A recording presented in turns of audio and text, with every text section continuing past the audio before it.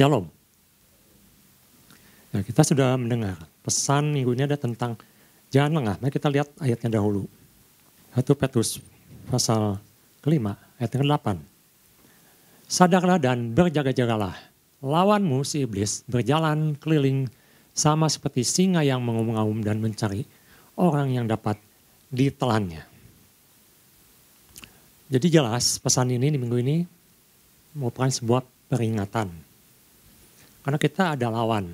Dan lawan kita ini lawan yang sebenarnya tidak kelihatan. Tapi dirasakan, kelihatan bentuk hasil kerjanya. Dan itu membahayakan. Karena dikatakan seperti singa yang mencari mangsa. Untuk apa? Untuk ditelan. Nah, nanti kita pagi hari ini ada beberapa yang akan saya ulas dan kita renungkan. Terutama mengenai sadarlah. Ini sudah dibawakan juga oleh Bapak Gembala, yaitu antistemi. Kalau yang belum mendengar silahkan dengar kembali supaya lebih jelas. Ada tentang si iblis, ada tentang mencari mangsa, dan ada yang tentang ditelannya. Lalu jadi pertanyaan, apa sih bahayanya kalau kita tidak sadar, atau dalam bahasa Aceh nepo, sudah dijelaskan juga oleh Bapak Gembala. Kalau kita teracuni, kalau kita tidak sadar bahwa kita itu ada musuh yang siap mengobok-obok, yang siap menjatuhkan, itu ini suatu yang serius dalam kehidupan kita dalam mengiring Kristus. Tentunya kita masih mengingat, ada tokoh-tokoh Alkitab yang boleh katakan lengah.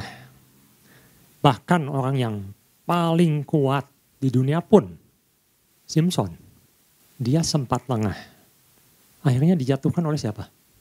Seorang wanita. Dia lengah. Dia menganggap enteng. Dia tidak sadar bahwa dia sedang menuju jurang kejatuhan. Tapi ini di-tag dulu, ditandai dulu. Kita akan lihat apakah benar Samson itu jatuh oleh seorang wanita. Dan karena nanti Petrus akan jelaskan apa yang titik-titik bahaya apa yang kita perlu perhatikan. Itu yang bisa menjatuhkan kepercayaan kita, pengiringan kita akan Tuhan. Bahkan menjatuhkan iman kita. Ada juga seorang Raja Daud, seorang raja yang luar biasa, yang begitu dekat dengan Tuhan. Tapi dia sempat lengah. Nah, kita sudah tahu ceritanya, sangat-sangat jelas. Sangat sering diulas. Dia jatuh dalam perzinahan dengan Batsheba.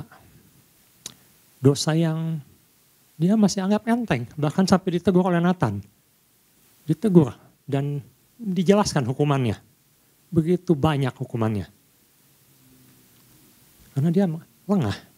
Oleh karena itu, kalau di Jepang, Bapak Gembala juga sempat jelaskan, pernah jelaskan mengenai hal ini. Bagaimana seorang nelayan Jepang memelihara hasil tangkapannya supaya tetap segar, supaya dia tetap fresh. Nah, dia simpan di penampungan itu seekor hiu kecil yang akan aktif mengejar ikan-ikan hasil tangkapan itu. Sehingga ikan ini tidak lengah, tidak santai-santai. Dia selalu waspada. Nah, jadi dalam bahasa Jepangnya sanshin sebutnya.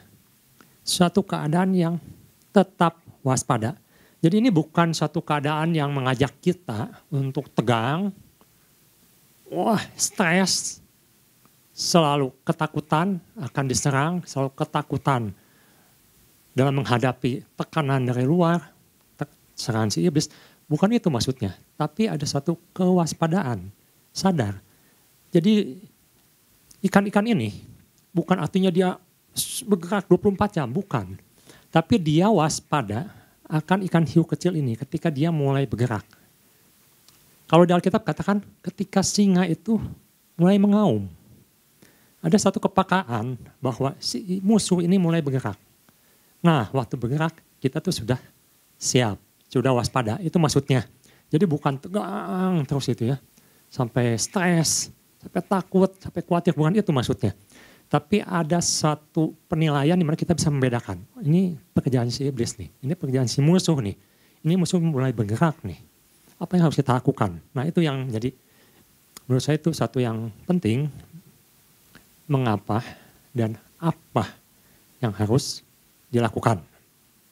1 Petrus 5 ayat 8 dikatakan sadarlah.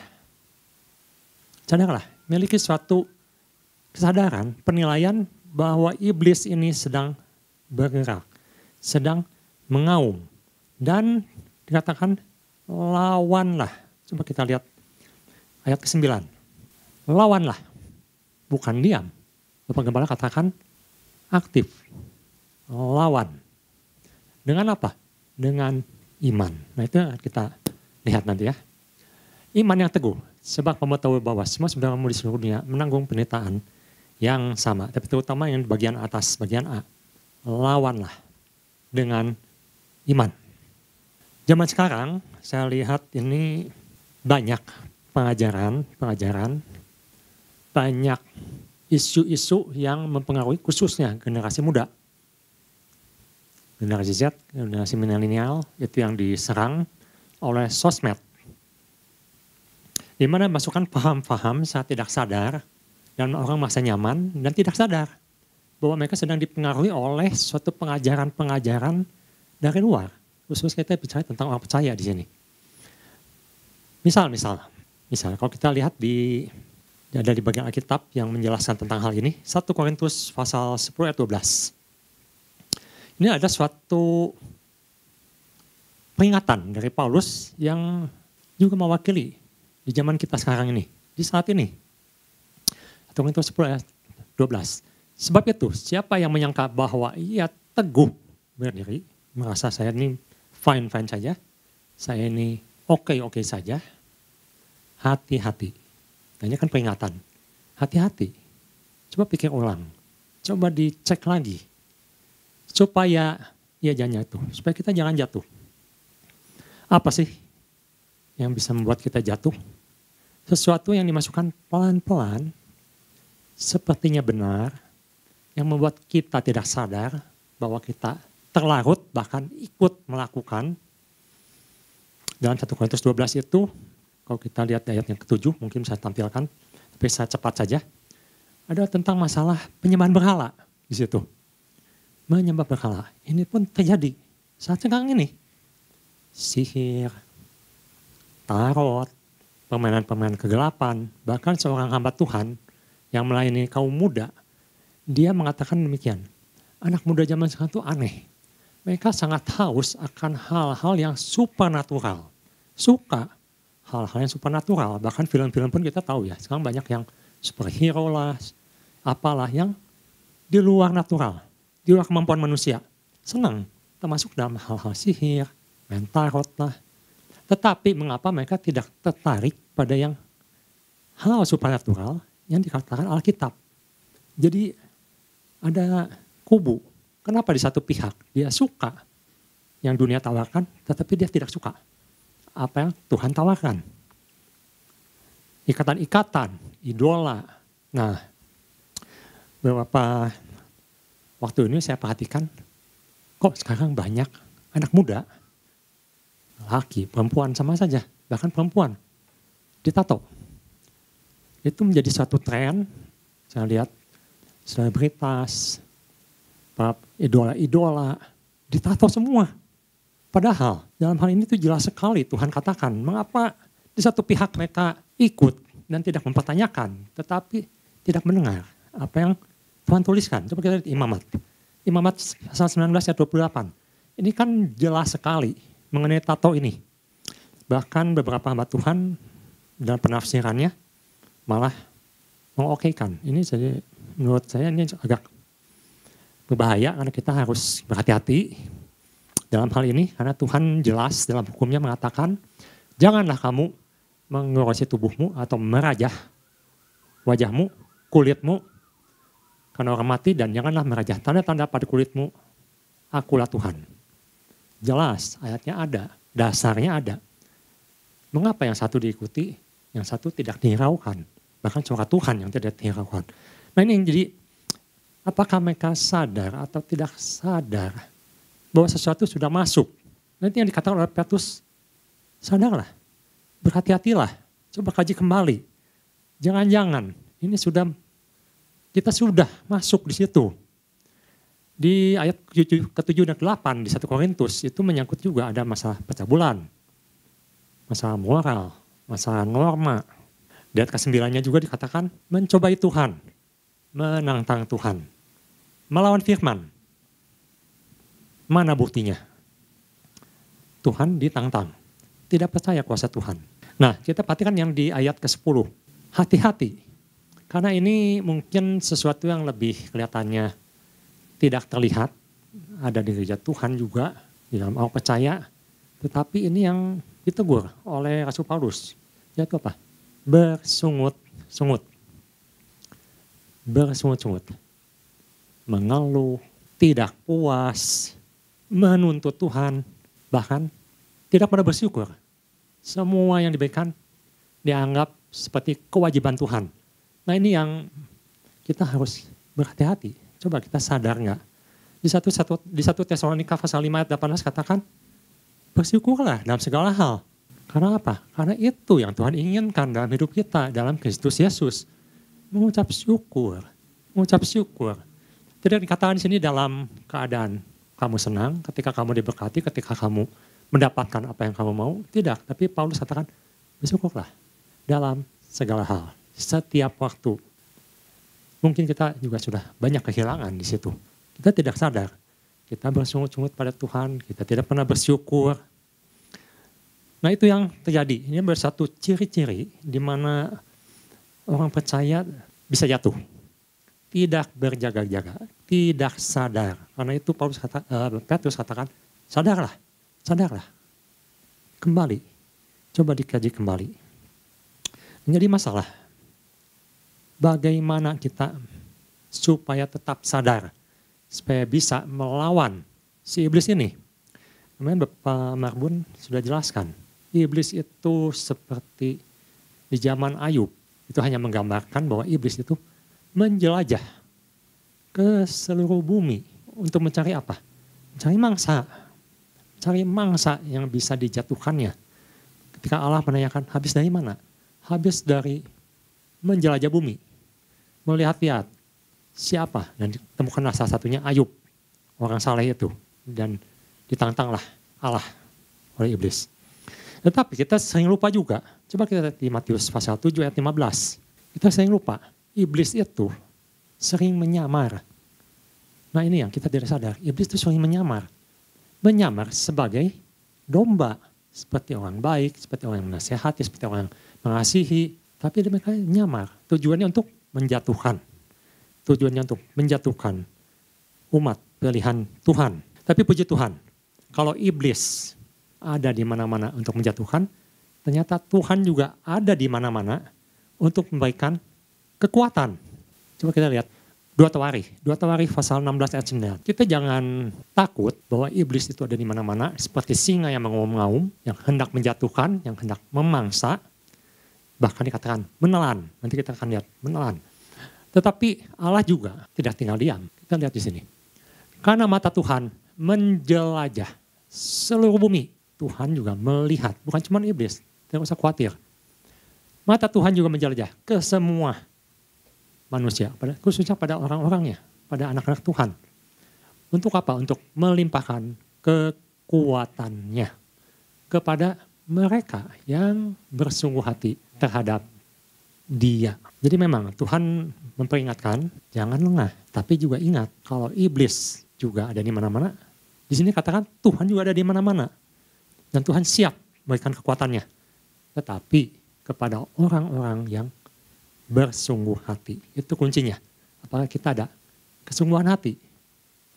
Kalau kita tidak ada kesungguhan hati, ya Tuhan tidak bisa melimpahkan kekuatannya. Tadi sempat dikatakan Simson. Apakah Simson jatuh oleh seorang wanita? Ya hampir semua mengatakan demikian. Kalau kita tanya Simson jatuh oleh siapa? Oleh Delilah. Pasti jawabnya Delilah. Tapi pernahkah kita melihat kehidupan Simson secara menyeluruh?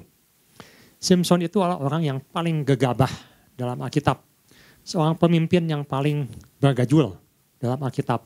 Mengapa? Coba Bapak Ibu perhatikan.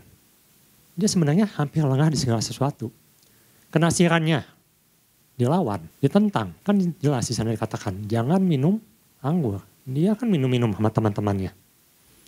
Dikatakan seorang nasir, tidak boleh memegang yang najis. Dia makan madu dari mayat singa. Semua dilanggar oleh Simson. Hukum Taurat dilanggar oleh Simson. Dikatakan, hormatilah ayah ibumu. Dia milih orang Filistin. Dia milih pasangannya tanpa izin orang tuanya. Dia pilih dulu baru minta izin ke orang tuanya. Itu terbalik. Dalam adat Yahudi biasanya orang tua yang berperan untuk suatu perkawinan anaknya. Dia terbalik. Dia ambil langkah sendiri. Nah ini yang dibuat oleh Simson. Jadi waktu Simson butuh Tuhan, dia panggil Tuhan. Tuhan, tolong saya, kenapa saya lagi haus. Tuhan, tolong saya lagi diserang. Nah ini yang menjadi sesuatu yang berbahaya. Ketika Tuhan katakan jangan lengah dan berhati-hati, tapi bias kita coba kita lihat fokus kita ada di mana. Apakah fokus kita pada saya, Tuhan saya pengen ini, Tuhan saya butuh ini, saya sedang ini. Dan itu persis yang dilakukan oleh Simson. Bahkan titik kejatuhan dia, ketika dikatakan roh Tuhan keluar meninggalkan Simson adalah sebenarnya lewat Delilah, tetapi ada satu yang dia hilang, yaitu imannya. Jadi kalau ibu bapak nanti boleh lihat, boleh search di Google, kejatuhan Simson itu apa? Karena dia kehilangan imannya. Iman kepada Tuhan. Mengapa boleh katakan iman yang hilang? Dan di sini katakan oleh Petrus, lawanlah iblis dengan iman. Ketika seorang hilang imannya, karena dia sudah tidak bersandar pada Tuhan lagi, pada dia tidak berharap kepada Tuhan lagi, dan dia hanya berharap pada dirinya, kekuatan dirinya, maka dikatakan Samson jatuh, Samson gagal. Tuhan meninggalkan Samson. Jadi masalah iman ini suatu yang sangat-sangat penting, di mana dalam melawan musuh kita, iblis, iman ini berperan sangat-sangat besar. Karena Tuhan katakan, lawanlah dengan apa? Dengan iman. Dengan iman. Iman ini adalah satu pelengkapan senjata Allah, di mana dikatakan iman ini adalah perisai. Perisai yang bisa melindungi kita dari panas si iblis. Jadi si iblis itu selalu melambangkan panah-panahnya. Bagaimana kita bisa mengatasi panas si iblis ini? Dengan iman. Dengan perisai iman. Zaman sekarang kan banyak yang mengajarkan, Bapak Gembala juga kemarin sempat singgung dalam rapat. Ada yang mengajarkan bahwa Yesus bukan Tuhan. Yesus itu diciptakan. Yesus itu adalah ciptaan Tuhan. Nah itu kita harus hati-hati. Dan kita harus sadar. Kita mau dibawa kemana dalam pengajaran ini. Karena kalau Yesus bukan Tuhan, berarti bukan Tritunggal lagi. Kalau Yesus bukan Tuhan, maka pengharapan kita sia-sia. Karena dia mati dan bangkit. Dan dia adalah Allah. Bagaimana seseorang yang tidak punya kuasa bisa menebus kita kalau dia bukan Allah. Saya harus sangat berhati-hati akan pengajaran-pengajaran seperti ini. Nah baru-baru ini saya pernah lihat juga ada satu buku yang kalau di dunia barat itu cukup terkenal, saya nggak tahu kalau di Indonesia. Judulnya ini adalah melakukan praktek stoa dalam kehidupan sehari-hari. Nah ibu bapak masih ingat ya, waktu Rasul Petrus dia berkunjung ke Makedonia, di situ dia mulai berargumentasi dengan yang disebut dengan pengikut stoa dan pengikut Epikuros. Jadi kedua pengikut ini di Yunani ini saling bertentangan. Kalau pengikut Epikuros itu mengajarkan kenikmatan hidup. Dia ngajarin hedonis. Dan hidup ini hanya untuk di bumi. Jadi bersenang-senanglah. Nikmatilah karena sesudah kematian selesai. Dan kita boleh melakukan apa yang dikehendaki oleh hatimu. Itu ajaran Epikuros. Tetapi ajaran Stoa mengajarkan satu moralitas yang tinggi. Kualitas moral yang unggul. Dan ini kalau kita pelajari ini suatu yang ajaran yang luar biasa sebenarnya. Karena di situ diajarkan tentang kebaikan, tentang damai sejahtera, bagaimana untuk bisa mengontrol diri sendiri, mendapatkan kedamaian, dan bisa menerima diri. Nah itu yang diajarkan oleh Stoa. Rupanya Paulus waktu itu berdebat atau berargumen dengan pengajar-pengajar Stoa dan Epikuros. Yang jelas Epikuros sudah pasti mental karena sangat bertentangan. Tetapi yang mirip-mirip ini loh. yang sekarang juga mulai gencar saya lihat diajarkan, baik lewat pengajaran, lewat buku. Saya tidak mengatakan ajaran ini sesat, salah 100% tidak. Karena ajaran Alkitab juga banyak yang mengajarkan sebenarnya hal yang sama. Tetapi ada satu yang miss. Ada sesuatu yang hilang di mana kita juga harus waspada akan pengajaran ini. Karena ajaran ini hanya mengajarkan apa yang kita sebut kebaikan manusia. Kebaikan manusia. Tadi Petrus mengajarkan lawanlah iblis dengan iman. Iman itu hubungan orang percaya dengan Allah. Ada satu hubungan. Di mana dikatakan tadi Allah melimpahkan kekuatannya. Tapi bagaimana kalau kita mensisihkan kekuatan Tuhan? Nah itu ajaran Stoa. Ajaran Stoa ini mengajarkan bahwa kita dapat dengan kekuatan manusia mencapai apa yang Alkitab katakan, damai sejahtera, kesabaran, kebaikan, bisa mengendalikan diri, menjauhkan pikiran jelek, kehendak-kehendak jelek, tetapi semua dengan kekuatan manusia. Nah itu, jadi Paulus katakan nggak bisa. Manusia itu daging, manusia itu lemah, terbatas kekuatannya.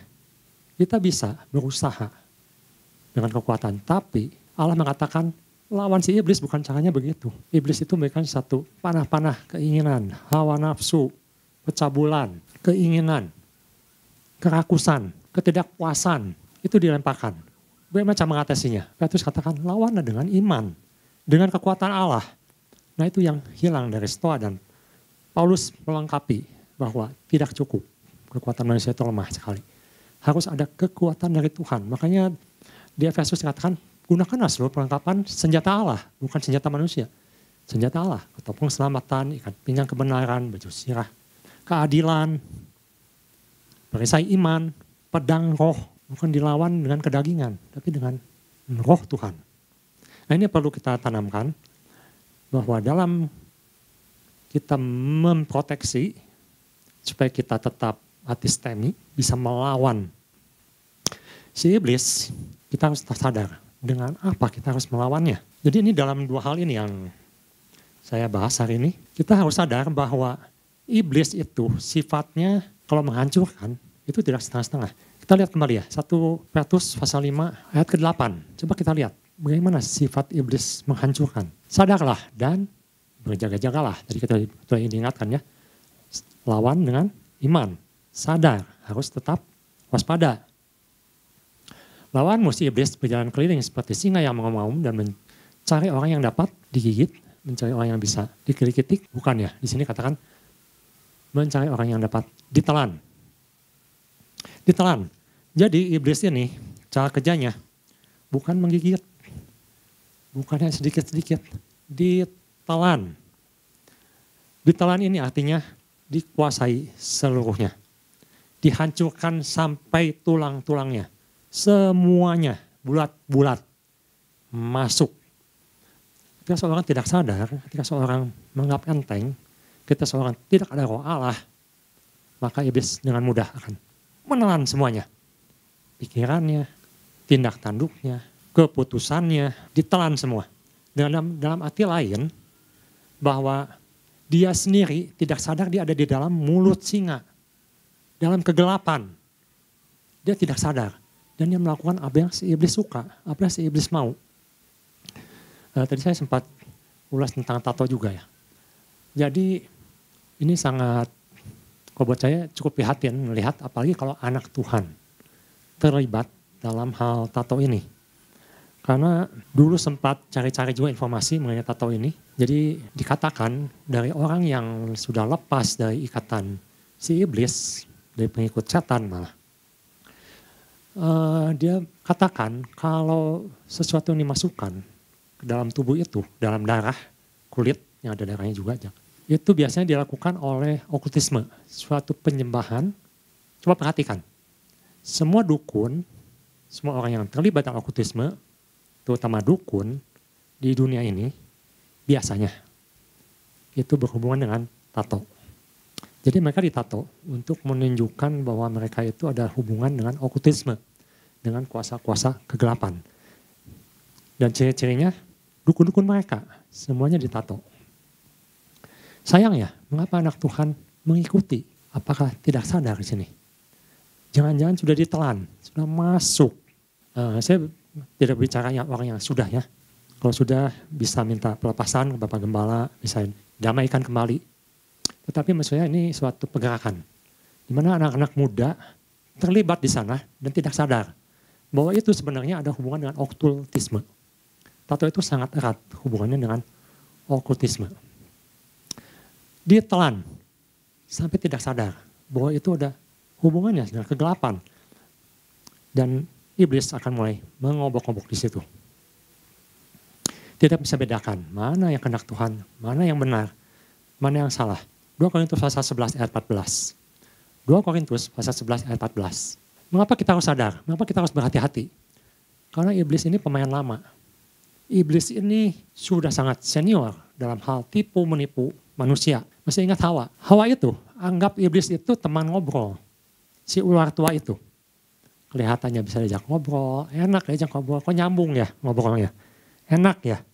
Dan dia mulai masuk-masukan pengajaran-pengajarannya yang seperti firman Tuhan. Nanti Bapak bisa pelajari, ini mungkin agak panjang kalau dibahas. Tapi intinya, iblis membulak-balikan firman Tuhan. Contohnya dia katakan, buah ini kan semua boleh dimakan. Jadi buah pohon ini sebenarnya boleh. Bahkan kamu akan jadi terbuka matanya. Lalu Hawa katakan, enggak boleh. Pegang pun enggak boleh. Tuh kan kata iblis. Pegang saja enggak boleh. Padahal firman Tuhan katakan jangan makan. Bukan soal pegang. Jangan makan. Jadi iblis itu sangat-sangat lihai. Sangat-sangat senior dibandingkan umur kita. Dia sudah ribuan tahun di dunia kegelapan. Gampang sekali tinggal dibelokkan. Masalahnya kitanya sadar atau enggak. Bagaimana seorang bisa sadar kalau dia tidak tahu firman Tuhan? Nah ini jadi pertanyaan. Bagaimana seorang sadar kalau dia tidak tahu firman Tuhan? Tidak pernah baca firman, tidak tahu firman, enggak tahu firman, bagaimana dia bisa bedakan? Bagaimana dia bisa waspada? Bagaimana dia bisa tahu kalau itu pekerjaan si iblis? Tidak bisa. Bahkan dikatakan di sini, hal itu tidak usah mengherankan sebab iblis pun menyamar sebagai malaikat terang. Lebih canggih lagi. Kita katakan iblis bisa menyamar sebagai malaikat. Bukan malaikat kegelapan, malaikat terang. Artinya bisa menyamar seperti Tuhan. Dan ini juga pernah disampaikan oleh orang percaya. Dia tidak bisa bedakan mana yang roh Tuhan, mana yang roh iblis. Nah ini jadi masalah. Dan kita perlu banyak belajar kembali. Banyak sadarkan kembali. Karena iblis bisa menyamar sebagai malaikat Tuhan. Tetapi ada satu. Yohanes pernah katakan di 1 Yohanes, nanti Ibu Bapak bisa lihat di 1 Yohanes pasal 4 kalau nggak salah. Ya 1 Yohanes pasal 4, nanti Ibu Bapak bisa baca, cukup panjang. Ada yang disebut dengan roh antikris. Ada satu sifat iblis yang sangat-sangat kentara, yang kita bisa bedakan langsung bahwa ini ada roh iblis. Yohanes katakan di 1 Yohanes 4, roh yang tidak mengakui bahwa Yesus itu adalah Kristus, bahwa Yesus itu adalah Allah, itu adalah roh antikris. Itu roh iblis. Ciri yang paling utama, iblis itu tidak pernah mengakui Yesus itu sebagai Allah. Dia tidak suka orang mengakui Yesus sebagai Allah. Yang disebut dengan roh antikris atau roh antikristus. Itu ciri yang paling utama. Nanti ada di situ dijabarkan, Ibu Bapak kalau tertarik silahkan baca 1 Yohanes pasal 4. Jadi iblis bisa menyamar, bahkan menjadi pelayan-pelayan Tuhan. Nah, ini gawat. 2 Korintus pasal 11 ayat 14. Bisa seolah-olah roh yang melayani, dan kita tidak sadar kalau itu roh iblis. Di 2 Korintus pasal 11 ayat 15, jadi di dalam 2 Korintus ini, Paulus juga mengingatkan bahwa pelayan-pelayan iblis bisa menyamar sebagai pelayan-pelayan Tuhan. Pelayan-pelayan kebenaran. Jadi bukankah suatu hal yang ganjil jika pelayan-pelayannya, pelayan-pelayan iblis, menyamar sebagai pelayan-pelayan kebenaran. Sepertinya pelayan Tuhan. Kesudahan mereka akan setimpal dengan perbuatan mereka. Jadi kita harus jangan anggap kalau orang bawa nama Tuhan itu pasti bawa firman Tuhan. Belum tentu. Jadi di 1 Yohanes pasal 4 di ayat pertama dikatakan, mungkin bisa tampilkan ayat pertama, kita cepat saja. Kita harus pertama menguji roh. Ujilah roh. Jadi roh itu harus diuji. Apakah itu roh iblis atau roh Tuhan? Ciri-cirinya yang paling utama Oh, iblis tidak mengakui Yesus sebagai Tuhan. Jadi kalau dibilang duit tunggal, ya kita harus berhati-hati. Mengapa disebut duit tunggal? Salah satunya tidak mengakui Yesus sebagai Tuhan, dan itu dilakukan oleh ahli Taurat dan orang Farisi saat itu. Dan sudah ada dalam dunia ini. Ayat yang kedua, 1 Yohanes 4 ayat kedua. Roh yang tidak mengaku Yesus. Demikian kita mengenal roh Allah, setiap roh yang mengaku bahwa Yesus Kristus telah datang sebagai manusia berasal dari Allah. Itu adalah roh Allah. Yang ketiga, ayat yang ketiga, fokusnya. Nah tadi saya sempatkan mengatakan bahwa Paulus sempat berargumen dengan pengikut Stoa, di mana itu suatu pengajaran yang kalau secara dunia itu kelihatannya sangat bagus, mengajarkan moralitas, mengajarkan suatu kebaikan, tetapi lihat di sini. Dan setiap roh yang tidak mengaku Yesus berasal dari Allah, roh itu adalah roh antikristus, dan tentang dia telah kamu dengar bahwa ia akan datang dan sekarang ia sudah ada di dalam dunia. Jadi fokusnya soal dunia. Jadi sebenarnya cukup mudah. Bagaimana kita bisa sama seperti ikan yang selalu waspada ketika ada ikan hiu kecil yang terus mengejar. Dengan kata lain, bagaimana kita bisa peka akan auman singa yang siap menelan kita. Kita lihat dari pengajarannya. Pengajarannya selalu fokusnya ke dunia. Kalau kita diajarkan satu kebaikan, satu moralitas yang baik, tetapi mengesampingkan Allah, tidak pernah membawa-bawa tentang Tuhan, tidak pernah menyinggung tentang kuasa Tuhan, tidak pernah menyinggung kasih Tuhan. Nah, kita harus hati-hati. Itu namanya roh dunia. Jadi roh dunia itu bukan sesuatu yang selalu menentang Tuhan, tapi Tuhannya dikesampingkan, Tuhannya dikecilkan. Kalau perlu nggak usah bawa-bawa Tuhan. Nggak usah menyinggung-nyinggung tentang Tuhan. Disinggunglah tentang kebaikan, pengenalan diri, berpikir positif. Ini yang disebut dengan motivator. Jadi motivator itu nggak pernah bawa nama Tuhan. Bukan saya mencari motivator, bukan. Tapi maksudnya dalam pengalihan kita kepada Tuhan, kita itu yang berhubungan dengan iman, kita itu selalu, iman itu selalu berhubungan dengan Tuhan. Jadi kalau kita mendapatkan suatu input, suatu pengaruh dari luar yang tidak membawa Tuhan, nah kita harus pertanyakan. Itu untuk kita, bukan soal motivatornya. Kita pertanyakan, apakah ini ajaran yang sehat atau ajaran yang tidak sehat. Kita lihat di 2 Petrus pasal 1 ayat 4-5, saya singkat saja. Oleh karena itu, dalam hal membangun iman, dikatakan kita harus tambahkan pengetahuan. Pengetahuan ada apa? Tentang firman Tuhan. Baca firman Tuhan dari Kejadian sampai Wahyu. Bagaimana kita bisa tahu? Dengan membaca firman, mempelajari firman. Lalu tambahkan pengendalian diri, daya tahan, dan kekudusan. Itu intinya. Ayat terakhir kita lihat. Efesus pasal 6 ayat 16. Ini yang harus dipakai. Perisai iman. Kembali lagi. Petrus dan Paulus mengatakan hanya dengan iman kita bisa mematahkan, memadamkan semua panas si iblis. Ingat ya tadi kita sempat menyinggung tentang Simson. Simson itu jatuh dalam hal imannya kepada Tuhan. Bukan oleh Delilah sebenarnya. Dia kalau imannya kuat, dia nggak akan jatuh kepada Delilah. Kalau dia mau menjaga kekudusan dia tidak akan jatuh pada Delilah. Kalau dia menjaga hubungannya dengan Tuhan baik, dia lakukan firman Tuhan, dia lakukan Taurat saat itu, dia tidak akan jatuh pada Delilah. Imannya yang dia hilangkan. Kepercayaannya kepada Tuhan bahwa Tuhan yang memberikan kekuatan itu pada Simson dan dia anggap sepele. Nah itu yang berbahaya. Kalau kita anggap sepele, kalau kita tidak berhati-hati, kita anggap kita sudah pandai, kita sudah tahu, ternyata tidak bisa membedakan, itu akan ditelan oleh si iblis. Baik, itu yang bisa saya bagikan. Jadi sekali lagi, ingat bahwa ada iman yang menguatkan kita. Ada roh Tuhan yang memberikan kekuatan. Dan sadarlah, iblis itu tidak diam. Iblis terus menyerang. Kita jangan lengah. Isi dengan firman. Lakukan firman. Hanya itu kuncinya. Tuhan Yesus memberkati.